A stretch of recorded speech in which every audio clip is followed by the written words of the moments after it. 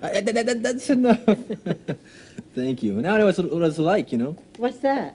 Being married. Oh, here I am with a fabulous breakfast this morning, morning newspaper, third cup of coffee, and all served up by a beautiful woman. Oh, my, what a pretty compliment. And all this time I thought all you did was chase footballs. Well, that's just a sideline. Actually, my real goal in life is to recruit women to take to live with me on a South Sea island somewhere. You interested? What would I do there? Cook my breakfast, of course. I knew it. I shouldn't have asked. You finished with your scrambled eggs? Yeah, well, was I supposed to save some for you? No, you were supposed to scramble off to school. Yeah. Hey, how are you? You sleep okay? Yeah, first time in weeks. Yeah, I know it's been tough. It still is. Oh, I know Lori's gonna be okay and everything, but I tell you, thinking about the accident and everything that's happened still keeps me awake at night. It's a terrible accident. Yeah. Getting late. Shake a leg. Okay. Just lucky to be alive. You're going to be lucky to be alive getting out of here if you don't get a move on. Hey, how'd you know about this Dr. Melville guy? Through a friend of mine's father in Chicago. I bet he cost you an arm and a leg.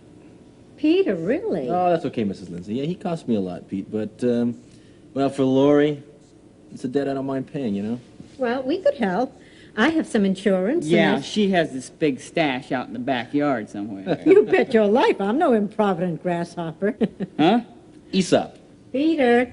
Okay, look, I'm going. I hope you have a big season. Yeah, so do I. It's my last. Then on to another 4-year grind. Med school. Yeah, I hope anyway. Well, when's the happy day? You and Lori, I mean. Oh, well, I don't know about that, Pete. I don't even know if she'll have me yet. Hey, I guarantee it. She'll have you. It's been great meeting you. You too. Well, hey, you take it easy, huh? Okay. Well, you gonna walk me to school? I get scared walking alone. No, but I'm going to run you to the door, and then you'll have something to be scared of. Okay. See you. Do that, Pete. Take care. Okay. He's a good kid. You won't get an argument with me about that. Bit fresh, maybe, full of beans, but I'd rather have that than a greasy grind. And, of course, he's also a bit of a snoop, but then he, comes by that naturally. You have an inquiring mind. What a charming way of putting it. You staying over us? No, I'm afraid I can't, Miss Lindsay. I've got to go see somebody in Richmond, a Nick Trench. Nick Trench? That name sounds familiar. Well, he works for that father of the friend of mine I was telling you about in Chicago.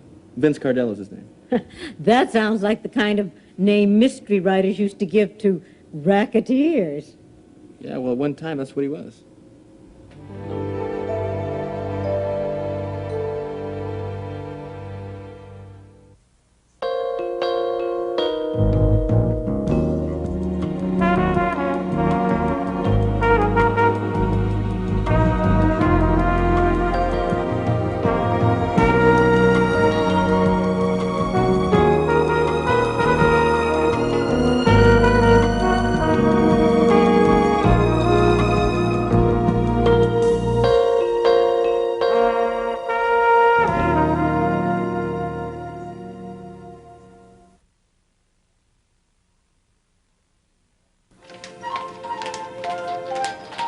She wiggled her toes? All of them. Believe me, Gene, when Terry called me, it was like when Lori took her first step. No permanent damage to the spinal cord? Apparently not, just some swelling, and then, but... Yeah, but that'll go away, right? Right. She'll be in a cast for a while, then after that, a corset. A corset like Mom wears? Not quite. This is an orthopedic one. Will hold her back rigid. The doctor told me she'll be able to sit up in 2 weeks. Well, how long is it going to take her to heal? About 2 months. 2 months in a corset? She'll be itching to get out of that, I bet. But it's better than being in a wheelchair. Well, tell me, how does it feel, Dad, knowing that your daughter's going to be all right? Fantastic! Which reminds me, how's Jimmy doing? Oh, he's doing fine, just fine. He's even talking to me again. Some of the times, anyway. Any news about the other kid? Oh, Stuart White. No, not enough to do a follow-up, if that's what you had in mind. Well, he was arrested, right? Yep, caught and sent before a juvenile court. 1, 2, 3, just like that. And? Well, the judge thinks that he's a bit too young to be going to a reform school, but he put him on probation when his parents promised that they would send him to some private school in the Midwest. Well, what about the guy selling the pills? Any description on him? Sure, no one hadn't seen him. You mean the police don't have any leads? Nope, they tapped all their informants and nothing. No one is speaking on the streets, man. Yeah, where's that? Yeah, well, or he could have been wasted. They'll be back. Another pusher, another dealer. Yep. Too bad it had to be Jimmy, though. No, I think maybe it was a blessing in disguise. Mama said he's really towing the line now. Every scrap of homework, every chore. I mean, he's Mr. Clean now, man. So you really think we shouldn't do a follow-up on Stuart White? Nah, no point. I think we ought to let the police do their job. You know, they've got all their guys are asking all kind of questions, and if we lay back, somebody or someone is bound to pop up. Besides, there's no advantage in us going after these little guys in an organization like that. Unless it leads us to the top. Nope. I don't think so. See, street dealers are, you know, they're expendable, man. Now, look what happened to the guy who was working in Jimmy's school. I mean, there was trouble, dealer's gone, poof, just like that. I still find it hard to sit back and do nothing when there seems to be so much to do. If we're really gonna go after these guys, I mean tangle with one of the most powerful and ruthless operations on the East Coast, we have to start right at the top. Nick Trench. That's right. A first-class killer shark. Nail him, put him right where he belongs, man. So you really think we ought to go after him, huh? If I don't, I'll never be able to look my son in the eye again.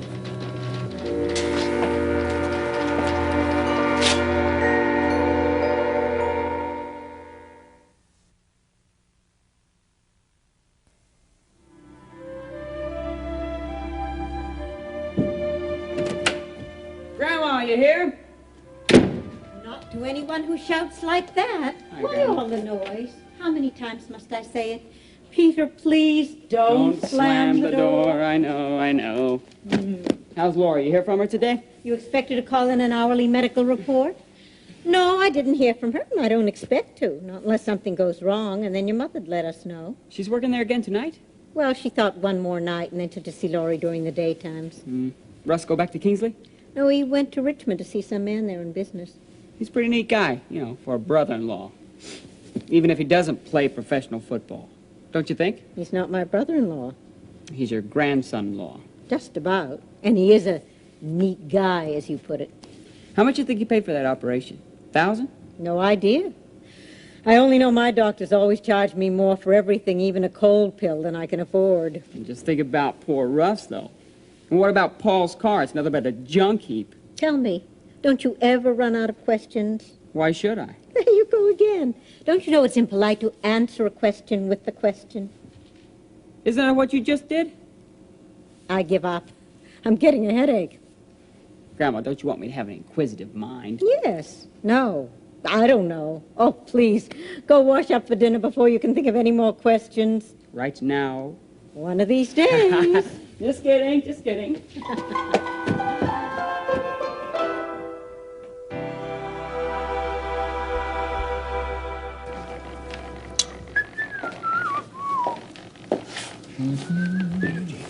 Thanks.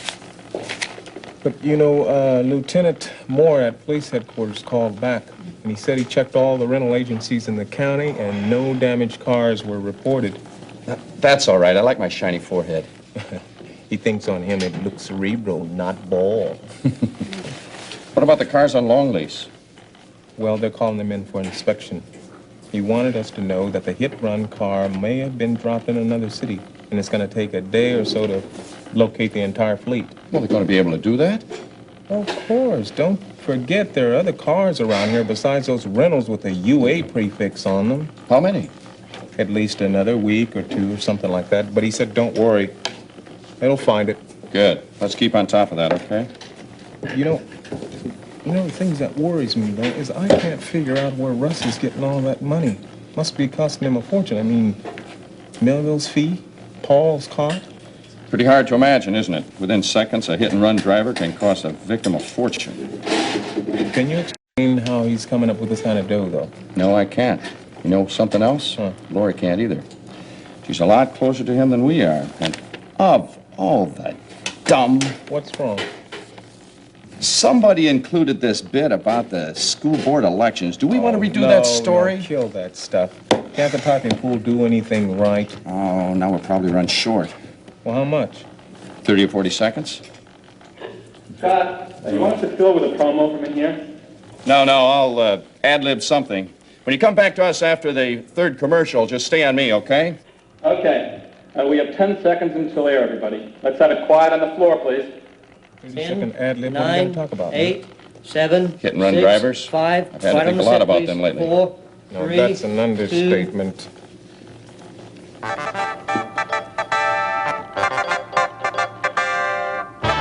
Good evening, ladies and gentlemen. This is Scott Davidson. And Gene Rudlin bringing you the news. Tonight's top story is from Washington. All right, send him in. Come in. Nick Trench? I'm Russ Weaver. You wanted to see me? Oh, how are you, Russ? Glad to see any friend of Vince Cardello's. I've been looking forward to this. Yeah, well, listen, I'm sorry I'm late. The Ravenswood bus is never on time. Oh, no problem. Sit down. Yeah, well, thanks, Mr. Trench. Oh, let's make it Nick, huh? That sounds kind of formal, that Mr. stuff. Sounds like a judge or probation officer, right? Yeah, okay. Nick. Yeah, well, Vince wanted me to talk to you. So, you grew up in Vince's old neighborhood, huh? Yeah, 63rd and Halstead. Good bunch of guys around there. I used to hang out with Tony all the time. Yeah, Vince told me. Yeah, I guess you never know who your friends are until you need help, right? Yeah, I appreciate the way that Dr. Melville flew right out to help Lori. You know, I thought nothing but the best for her, and that's the way it turned out, thanks to Vince. Oh, Dr. Melville did a real good job for you, huh? Yeah, the best. Good. Yeah, I guess he would be the best. He charges enough. Yeah, well, that's why I gotta get in touch with Vince. I wanna try and pay him back as soon as I can. Yeah, how? How? How are you gonna pay him back? Well, job on the docks, working as a stevedore. I want to talk to him about it. Well, correction. You speak to me about it. Oh, yeah? Why is that? Well, Vince wanted me to talk to you. Russ, I want to tell you something. There's no money in pushing cargo. That's for the idiots. You don't want that. No? No. The money is in distribution. Now, that's where you're going to make yourself some real big bucks. Now, we are talking about the money that this organization paid Dr. Melville for you. The organization? Well, you ought to know Vince never lends his own money. At least not this much. Hey, now, wait a minute. Now, come on. I ever asked him to do that. Hey, I didn't want any of the organizations. You needed a lot of help in a hurry, right? Well, we supplied it. Now, you got your doctor in a few hours, ready to operate on your paralyzed girlfriend. You think that came easy? Now, your little lady is going to be able to walk. Now, you think you shouldn't have to pay for that? I know it cost me, but... Yeah, you want to know the cost? Now, here we are, black and white. A personal loan from this office to one Russ Weaver in the amount of $25,000. $25,000? Oh, nothing's cheap anymore, Russ. But I'll tell you something. You are getting a deal. Because of Cardello, the organization is dropping the usual high interest rate. Now, how about that? Now, see, all you have to do is pay back the 25 G's to Capital Distributorship, and we'll just pass it right back to the organization. Nice and clean. $25,000? Oh, it could be worse. Just think. Now, Russ, you can work off that debt in a couple of months working for us, and I don't mean as a stevedore either. You see, Vince said it was okay for you to deal for us. Smart guy, he said. He knows the way around the street. Now, look, Russ, I got a real busy territory here. Plenty of action. All kinds of goods. Drugs? You asking me to deal for you? Oh, you'd be perfect for us. You're clean. See, you never use this stuff right. Not even speed, I'll bet, huh? See, I checked you out. See, I want young guys like you in here. See, Russ, we sell this stuff. We don't use it. I don't want hopheads handling this merchandise. We're a business. And it's a high risk, but plenty of profits for everybody. What do you say? No way. That's what I say. Not a chance. You're making a mistake, Weaver. Vince is trying to be your friend, and me too. Yeah? Well, no. I'm not going to deal for you or for Vince or for anybody else. You got that? All right. No hard feelings.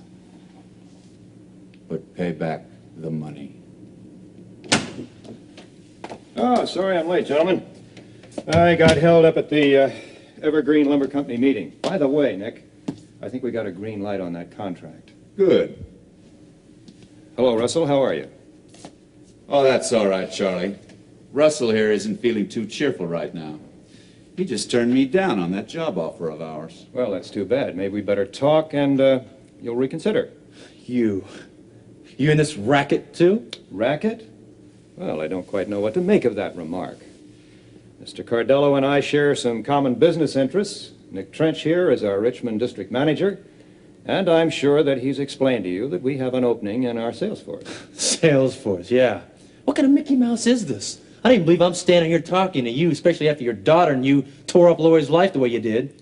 Believe me, Russell, I never had any personal dislike for Miss Davidson, then or now. And surely that should be obvious to you. Yeah, why me? What's that supposed to mean? This firm paid Dr. Melville $25,000 for Miss Davidson's operation. Or to put it another way, you owe Cardello Enterprises for saving Laurie Davidson's life.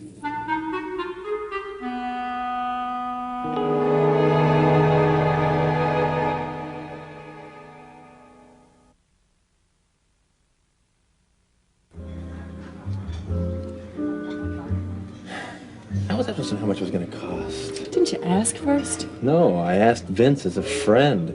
I told him Lori was paralyzed and that I wanted the best doctor in the country. $25,000. That's some friend. Yeah, most of that went to Dr. Melville. Nick Trent said something about somebody being paid off for a bunch of people to get him down here. I got it. We'll hold a raffle. We'll sell chances, $1 apiece, to all the girls on the campus. Raffle. On what? You. I'll buy one. I got $67.50 in my checking account. Don't make me laugh. I might start crying. Come on, Russ. I can use you for a hat rack. Okay? Or a doorstop. How about that? This isn't funny, Beck. Russ, I'm only trying to lift the spirits around here, you know. Speaking of which, how about another glass of wine? I am poor and in debt, remember? Okay. How about if I buy? Will you have one then? Well, I'm not stupid. Yeah. You believe in ERA, don't you? Absolutely. I pay, then you pay equally. How about Mr. Davidson? What about him? Well, he has life insurance. I can't talk to him about this. Sure he could. I mean, he can take out a loan on his life insurance using that as collateral. People do it all the time. After med school, you can pay him back. Ask my future father-in-law to wait 4 years? No, thanks. Yeah, please. That's good for me.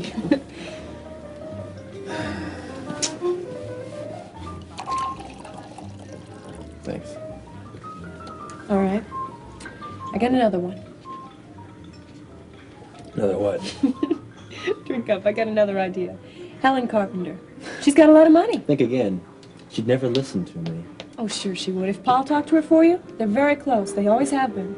And even if all this divorce stuff made everybody else crazy. No, I just don't think it's going to work. Besides, I still owe Paul for wrecking his car. All right, look, Russ, you don't like any of my ideas, so maybe you just better think of one yourself. You're in a lot of trouble. You just figured that out? Let's go back to the raffle idea. What do I got to do for the winner? I'll think of something.